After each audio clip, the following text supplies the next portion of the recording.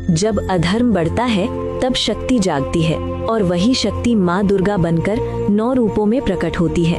आइए जानते हैं नवरात्रि में पूजे जाने वाले माँ दुर्गा के 9 रूप और उनका गहरा अर्थ।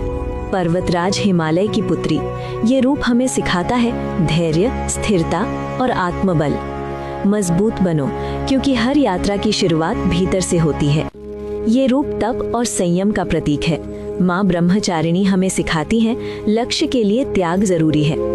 जो सहन कर लेता है वही सिद्धि पाता है। माथे पर अर्धचंद्र, हाथों में शस्त्र, ये रूप बताता है शांति भी जरूरी है और शक्ति भी। जब जरूरत हो तो डर को तोड़कर आगे बढ़ो। माँ ने अपनी हल्की मुस्कान से सृष्टि रची। ये रूप जीवन, ऊर्जा और रचनात्मकता का प्रतीक है। तुम्हारे भीतर भी सृजन की अपार शक्ति है। कार्तिकेय की माता, ये रूप मातृत्व, करुणा और रक्षा का भाव दर्शाता है। ममता सबसे बड़ी शक्ति है। योद्धा रूप, जो अत्याचार का नाश करता है। ये रूप सिखाता है गलत के खिलाफ खड़ा होना। सच्चाई के लिए संघर्ष जरूरी है। भयानक दिखने वाला लेकिन शुभ रूप, ये अंधकार, भय और नकारात्मकता को नष्ट करता है। डर के बाद ही उजाला आता है।